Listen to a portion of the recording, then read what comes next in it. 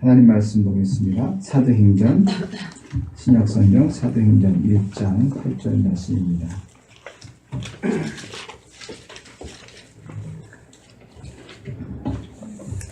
사도행전 1장 8절 말씀 같이 한 목소리로 교독합니다. 오직 성령이 너희에게 임하시면 너희가 권능을 받고 예루살렘과 온 유대와 사마리아와 땅끝까지 이르러 내 증인이 되리라 하시니라. 아멘.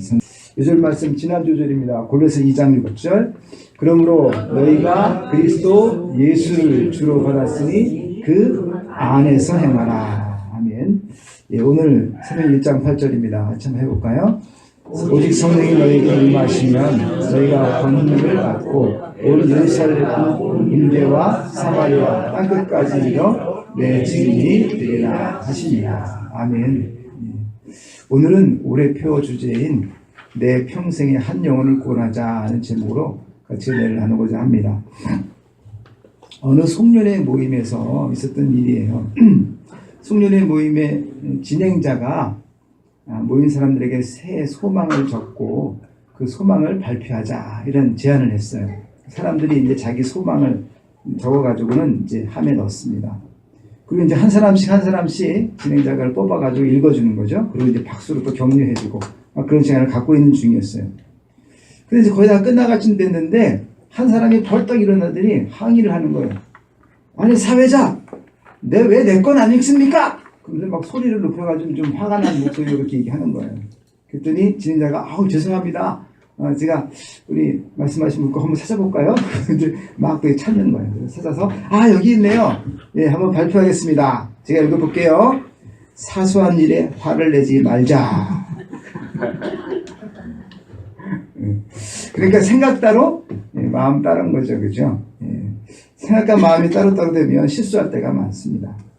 방심하는 사이에 자신의 결심과는 전혀 다른 행동을, 즉 습관적인 행동을 할 때가 많은 거죠. 스스로 다짐한 것들 지키기가 쉽지는 않습니다. 제가 지난주도 말씀드린 것처럼 습관을 바꾸려면 죽을 똥살똥 해야 됩니다. 죽을 만큼이 돼야 습관이 바뀌는 것 같아요. 올 한 해 새로운 결심을 하시고 그 결심을 또 잘 지켜나갈 수 있도록 하나님께서 힘과 지혜를 주시기를 축원합니다. 올 2019년도에 우리 교회가 함께 추구해야 될 방향은 영혼 구원입니다. 작년은 하나님께 더 가까이 가자 이랬는데 이제 성령 충만함을 받아서 지금 함께 동행함으로 이제는 영혼을 구원하자는 방향을 잡습니다. 영혼 구원은 예수님께서 이 땅에 오신 목적입니다. 그리고 또 영혼 구원은 주님께서 우리에게 주신 마지막 지상 명령입니다. 그래서 위대한 명령이라고 이야기하죠. 그래서 생명을 구원하는 것, 우리 그리스도인은 사명입니다. 평생 사명이에요. 그래서 내 평생에 한 영혼을 구원하자 이렇게 표를 정한 겁니다. 왜 둘이나 100이 아니고 왜 한 명이라 그랬을까요? 여러분 더 많은 영혼을 구원하면 좋겠죠? 뭐 10명이든 20명이든 전도하시기를 바랍니다. 그거 좋은 일이에요. 그렇죠? 또 많은 사람을 그리스도로 인도하고 또 주님의 하나님 나라의 상속자로 만든다고 하는 것은 정말 위대한 일입니다. 많이 하면 할수록 좋지요. 여러분 많이 전도하셔야 돼요. 근데 오늘 또 그리고 우리가 표어로 한 영혼이라고 한 이유가 있습니다. 첫 번째는 한 영혼의 소중함을 강조하기 위한 것입니다. 한 영혼을 구원하는 것이 온 천하를 얻는 것보다 더 크고 소중합니다. 예수님께서도 온 천하를 얻고도 내 목숨을 잃으면 무엇이 유익하냐라고 말씀하신 것처럼 목숨이 그만큼 중요한 거예요. 한 사람의 생명이 중요합니다. 지금은 제가 전철을 안 타지만 예전엔 전철을 많이 타고 다녔는데 한 사람이 말쑥하게 입고는 보면 이제 장복이 보통 그 작업복 있지 않습니까? 이 전문가들 입는 옷 그런 옷 딱 입으셨는데 그 해를 탁 끌고 딱 오시는 거예요. 그들이 꼭꼭 절을 합니다. 그러니까 사람들이 쳐다보죠, 그죠? 여러분 제가 여기 왜 섰는지 아십니까? 사업이 망하고 목구멍이 포도청이라 돈 벌려고 나왔습니다. 제가 여러분 뭘 팔지 아십니까? 예, 바로 칫솔입니다.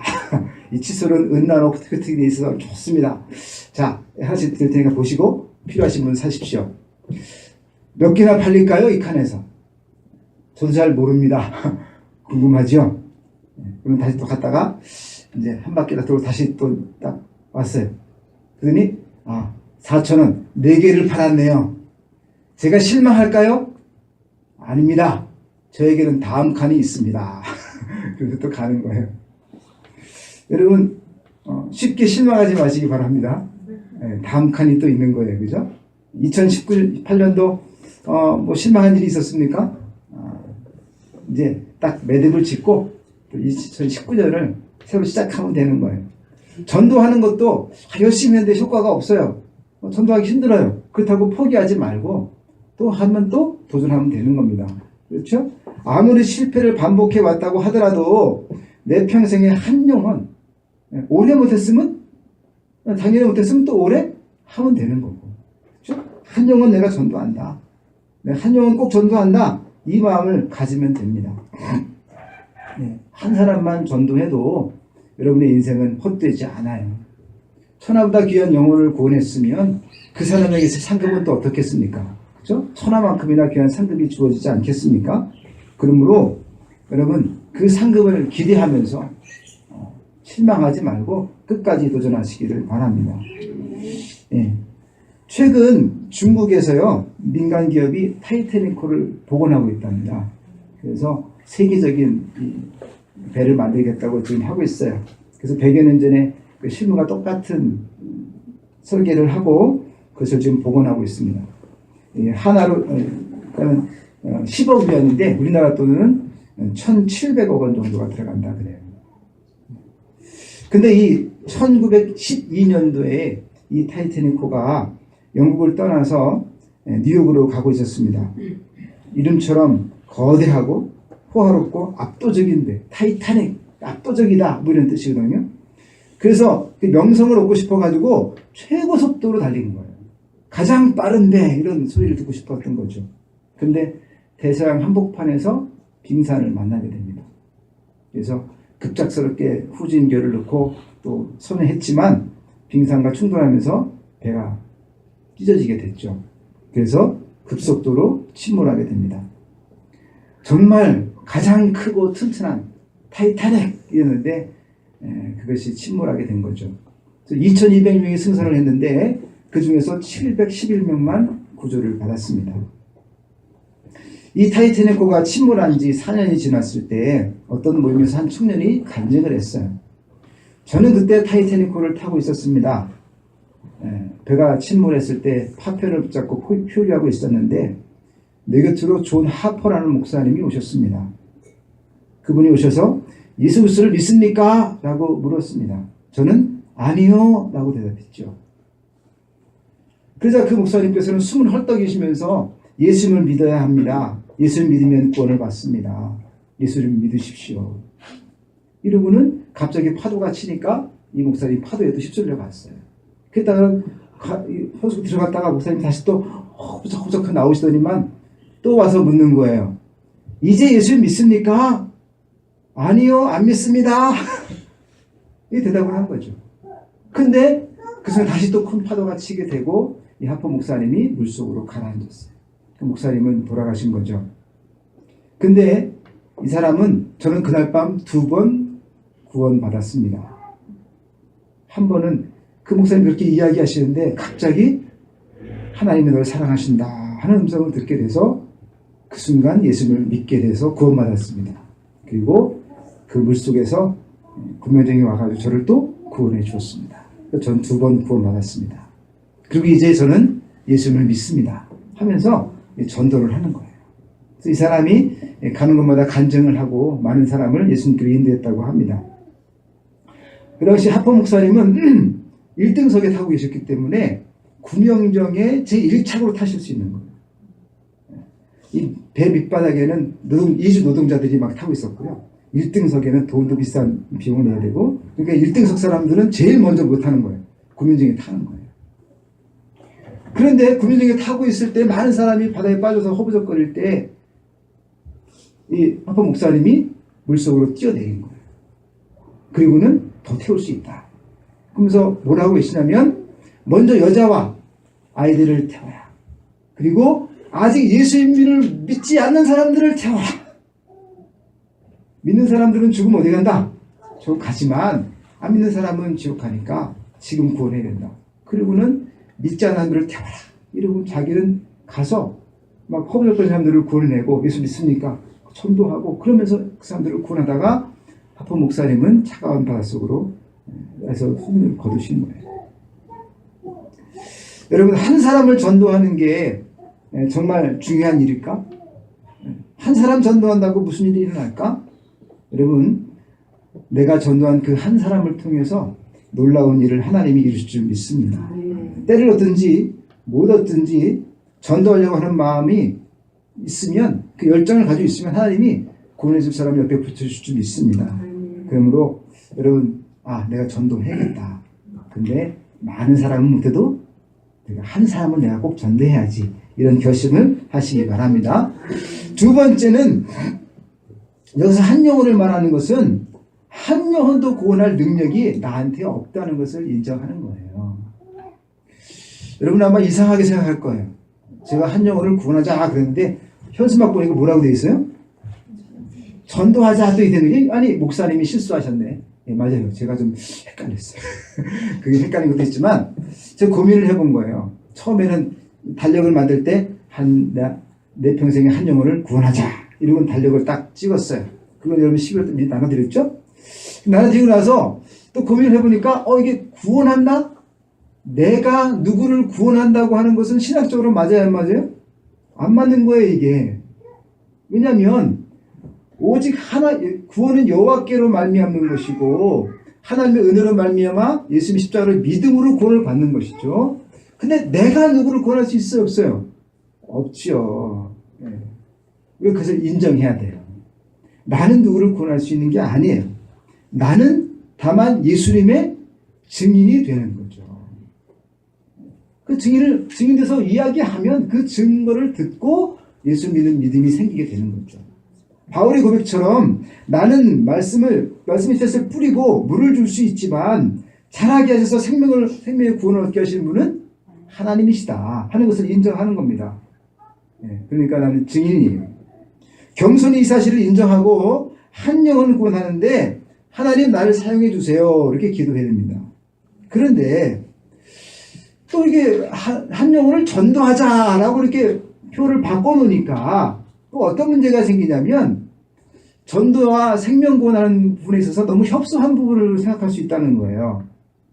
그래 나는 저 사람이 구원 받든지 안 받든지 상관없다. 그건 내 책임이 아니야. 그러니까 난 전도지만 주면 돼. 하고 전도지만 주는 거예요. 그런 것을 전도라고 생각할 수 있죠. 그죠? 또는 나는 교회 데리고 오기만 하면 돼. 그런지 교회에 데려놓으면 그건 이제 목사님이 책임지세요. 그리고 이제 교회만 앉혀놓으면 된다. 이렇게 생각할 수가 있다는 거죠. 근데 진짜 전도는 거기서 멈추면 안 되죠.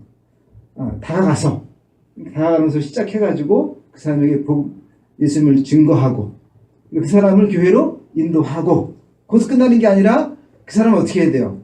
하나님 말씀으로 잘 양육을 하고 그래서 그 사람이 어디까지 설 때까지요? 예수님의 증인의 자리에 설 때까지 하는 게 뭐예요? 그게 전도거든요. 그러니까 우리는 좀 전도라는 개념을 좀 더 심도 있게 좀 생각할 필요가 있다고 하는 거죠. 그래서 전도는 함께 증인의 자리에 서는 게 전도인 거예요. 그렇죠? 그래서 전도하잖아 또 구원하잖아 이 두 가지 모두 다 뭐예요? 생명을 살리는 거죠. 그러니까 생명을 살린다는 입장에서는 뭐예요? 구원하자는 말도 맞는 거죠. 그죠? 이 두 가지가 다 맞기도 하는 것 같습니다. 그래서 2019년도 이를 위해서 함께 기도하고 헌신하기를 간절히 원합니다. 세 번째, 영혼 구원은 결국 한 영혼씩 이루어지는 거예요. 영혼 구원의 대량 생산은 없는 겁니다. 예수님께서도 안드레, 그렇죠? 베드로, 빌립, 나다나엘, 사마리아 여인, 그리고 삭개오. 한 사람 한 사람 뭐예요? 한 사람씩을 만나가지고, 그렇죠? 그 사람에게 만나서 함께 대화하고 그 사람을 집에 찾아가고 그 사람에게 전도했던 거죠. 여러 사람을 함께 물론 말씀 설교도 하셨지만, 그러나 한 사람씩 찾아가서 뭐예요? 그 영혼을 구원하신 거예요. 베드로의 전도를 통해서 오순절날 3,000명이 구원을 받았다고 하더라도 그 각자 한 사람씩 예수를 나의 구주로 영접하고 한 사람씩 뭐예요? 다 세례 받음으로 구원을 얻게 되는 것이죠. 그렇죠? 그러므로 각자가 뭐예요? 주님과 1대1의 관계로 인격적인 만남을 통해서 구원을 얻게 되는 겁니다. 남편이 예수님을 잘 믿어요. 그러니까 내가 남편 옷자락 붙잡고 천국 가야지. 가능할까요? 아니죠. 부인이 예수님을 잘 믿어요. 그러니까 천국 갈 때 집사람 나 데려가겠지. 될까요? 안 되죠.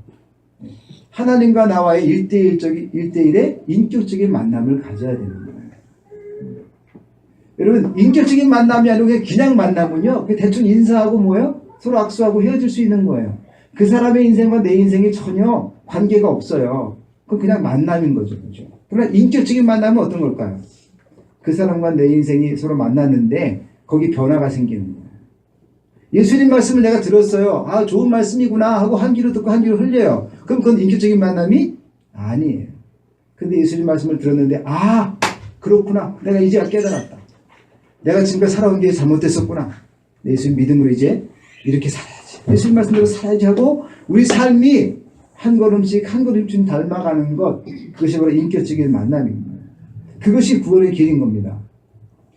살인을 하고 20년 중형을 받은 죄수에게 복음을 전했어요. 그 죄수가 예수님을 믿게 됐습니다. 드디어. 근데 그 사람이 이렇게 고백하는 거예요. 내게는 교회 다니는 친구도 많이 있었습니다. 내게는 교회 다니는 친척들도 많이 있었습니다. 내가 살던 집 옆에는 교회가 있었습니다. 그런데 지금까지 그 누구도 나한테 예수님을 이야기해 주지 않았어요. 그런데 내가 조금만 더 일찍 복음을 알았더라면 여기 와 있지 않았을 것 같아요. 내가 조금만 더 예수님을 일찍 알았더라면 사람을 죽이지는 않았을 거예요. 그렇지만 지금이라도 예수님 알려주셔서 정말 감사합니다. 저 사람은 예수 안 믿을 사람이야. 저 사람은 악한 사람이야. 우리가 함부로 이렇게 판단하지 않기를 바라요. 그러면서 포기하게 되지 않습니까? 그렇죠? 내 삶의 영향력 안에 들어와 있는 사람이라면 사랑으로 다가가는 마음을 가져야 됩니다. 예수님께서는 우리가 아직 죄인 되었을 때 우리를 위해 십자가를 지셨어요. 그렇죠? 그러니까 우리가 전도할 때도 저 사람은 착하니까 예수 믿을 것 같아. 저 사람은 성품이 아주 안 좋아. 저 사람 전도해봐도 소용없을 것 같아. 이렇게 생각하지 말고, 그렇죠? 내 관점이 아닌 그 사람의 관점에 서보고 그 사람의 입장에서 판단해보고 또 왜 저렇게 됐을까? 무슨 고민이 있을까? 어떤 어려움이 있을까? 해서 상대방의 입장을 생각하는 거예요. 그러면 우리는 누구나 연민의 정을 갖게 돼요. 그 연민의 정으로부터 어떻게 해요? 길 잃은 양이구나 하는 마음을 갖게 되면 전도할 마음이 생기게 되는 겁니다. 그리고 그 사람을 예수님의 사랑으로 품는 것이죠. 그때 열매가 맺게 되는 거예요. 즉 사랑의 마음이 없이 품을 수 없고 품지 않으면 전도하기 힘든 겁니다. 여러분, 우리 곁에 있는 한 사람 한 사람 인격적인 만남을 갖고 예수님의 사랑으로 그를 품으시기를 바랍니다. 마지막으로 한 영혼을 말한다고 하는 것은 집중을 하기 위해서 그러는 거예요. 여러분, 지금까지 살아오면서 몇 사람에게 전도를 하시고 또 몇 명을 주님께로 인도했습니까? 저도 그렇게 많은 것 같지는 않아요. 근데 어떤 경우는 지금 한 20년을 놓고 기도해도 아직도 안 된 사람도 있고, 기껏 좀 됐더니 천주교에 나간 친구도 있고 그래요. 근데 어렵죠. 그렇죠? 근데 여러 명을 놓고 동시에 하는 것보다 한 사람에게 집중하는 게 좋은 것 같아요. 사실 여러 명 하면 그럼 확률적으로 더 많이 전도할 수 있지 않겠느냐? 그렇지만 집중하지 못하면 소홀하게 되고, 그렇죠? 지나치듯 그냥 기도하고 넘기게 되고 그런 경우가 많습니다. 그러나 한 사람에게 딱 집중을 하게 되면 늘 똑같은 계속해서 기도하게 되고 또 신경을 쓰게 되고 전화라도 한 통 더 하게 되고 한 번 더 만나게 되죠. 그래서 우리가 한 사람에 집중하는 게 좋아요. 복잡한 삶을 살고 있어요, 현대인들은요. 그런데 전도하는 것까지도 복잡하면 힘듭니다. 그러니까 한 사람 전도한다 이 마음을 가져야 돼요. 일본의 작가 중에 기른여기 빙점이라고 하는 유명한 소설을 쓴 미우라 아야코가 있습니다. 근데 이분이 그 작품을 보게 되면 대부분 내가 어떻게 하나님을 만나게 되었는지 그리고 어떻게 하나님의 사랑을 체험하고 또 내 삶 가운데 그 사랑을 어떻게 사랑하고 살고 있는지 이런 것들을 잘 녹여냈기 때문에 아주 매우 유명한 소설이 됐고 또 이 작품을 읽는 사람마다 거의 한 80% 이상이 하나님을 내가 믿고 싶다. 하나님이 정말 사랑이시구나. 이런 것들을 알게 됐다고 하는 거죠. 그래서 일본에서만도 수백만 권이 팔렸고 우리나라에서 굉장히 많은 책이 팔렸습니다. 그러니까 하나님의 나라를 위해서 굉장히 큰 일을 한 분이죠. 그렇죠? 근데 이분이 예수님을 알기 전에는요. 폐결핵 환자였고요. 또 척추 질병을 가지고 있어가지고 아무것도 못하는 그런 상태였어요. 근데 그 병원에서 한 청년을 만나게 됩니다. 그 청년도 결핵 환자였어요. 근데 결핵 환자가 옆에 와가지고는 매일 와서 함께 친구가 되어주면서 이야기하는 겁니다. 예수님 믿으세요. 예수님이 당신의 구주입니다. 예수님을 믿으면 당신이 모든 고통에서 해방돼서 하나님 나라에 축복을 누릴 수 있습니다. 하면서 이제 복음을 전한 거예요. 그래서 그 친구에게 전도를 받고 예수님을 믿게 된 겁니다. 그런데 안타깝게도 이 미우라 아야코에게 복음을 전했던 그 청년은 폐결핵으로 목숨을 거두게 돼요. 그러니까 마지막 생애 그죠? 죽어가면서 죽어가는 여인에게 복음을 전하는 거예요. 근데 미우라 아야코는 병을 고침받게 됩니다. 그래서 뭐예요? 빙점이라고 하는 놀라운 책을 쓰게 된 거죠. 그래서 수많은 사람을 하나님 품으로 인도하게 된 겁니다. 여러분, 나도 죽어가고 있고 저 여인도 죽어가고 있고 죽어가는 사람 뭐 소중해요? 그죠? 이제 금방 죽을 건데 한번 생각할 수 있지 모르지만 그렇지만 그 죽어가는 여인에게 복음을 전한 거예요. 근데 그 여인이 뭐예요? 놀라운 일을 한 거죠. 그래서 예수님께서 말씀하시기를 삼가 이 소자 중에 하나라도 없인 여기지 말라. 주님이 이렇게 말씀하시는 것 같아요. 내가 전도하려고 하는데 저 사람은 별로 보잘것 없는 사람이야 라든지 그런 마음을 갖지 말라는 거예요. 누구나 내 삶의 영역 가운데 아직 예수를 모르는 사람이 있다면 그 사람이 누구이든지 간에 복음을 전해야 될 줄 믿습니다. 암탉이 여러분 달걀을 품어서 병아리 이렇게 부화하는 거 보신 적 있습니까? 저는 시골에서 자랐기 때문에 그런 걸 보고 자랐어요. 아침에 꼬꼬하고 울면은 딱 가서 이렇게 따뜻한 계란을 가져옵니다. 그래가지고 마가린, 간장 한 스푼, 그리고는 계란을 다 깨가지고 비벼 먹으면 진짜 꿀맛이죠. 그쵸? 초등학교 때 그렇게 이제 많이 먹었었는데, 근데 이제 그걸 내가 먹지 않고 그냥 거기에 두면 이 암탉이 3주 동안 품어요. 21일을 품거든요. 그래서 보통 37도에서 38도 사이의 온도를 따뜻하게 이렇게 해줍니다. 그러면 이제 21일 만에 병아리가 나오는 거예요. 근데 이 3주 동안 이 암탉이 이 알을 품을 때요. 하루에 한두 번만 딱 움직여요. 물 먹으려고. 그리고 모이 좀 먹으려고. 그 다음에 나머지 시간은 뭐예요? 나머지 시간에 알을 품고 있는 거예요.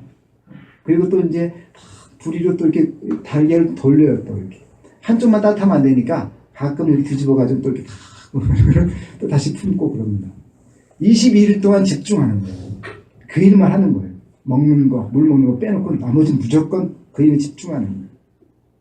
집중하니까 21일 만에 나오는 거죠. 근데 어떤 암탉들은요, 알을 안 품는 암탉도 있어요. 지금 다 돌아다니다가, 그죠? 돌아다니고 잘 안 품어. 그럼 이게 알이 부화가 안 돼요. 집중해서 품을 때 부화가 되는 겁니다. 암탉이 계란을 잘 따뜻하게 품는 것처럼 2019년도 한 해 한 영혼을 집중적으로 품고 기도하시기를 바랍니다. 사랑으로 따뜻하게 잘 품어서 21년 만에 부화한 병아리처럼 하나님 자녀로 새롭게 태어난 것을 볼 때 그 감격을 맛본 사람만 알 겁니다. 그렇죠? 그래서 2019년도 우리 만나게 속한 우리 모든 성도님들이 그러한 감격을 다 맛볼 수 있기를 간절히 축복하고 기도합니다. 내 평생에 한 영혼을 구원하자. 전도하자 말고 구원하자로 합시다. 그래야 좀 더 무게감이 있는 것 같아요. 그죠? 전도하자 그러면 너무 좀 가벼운 같은 느낌이 들 수 있으니까. 그러나 내가 구원할 수 없죠. 그죠? 그렇지만 내가 생명을 살리는 일에 함께 하니까 구원하는 거죠. 자, 내 평생에 한 영혼을 구원하자. 우리 복음성가 316번 같이 한번 찬양을 드리고 통성으로 기도합시다.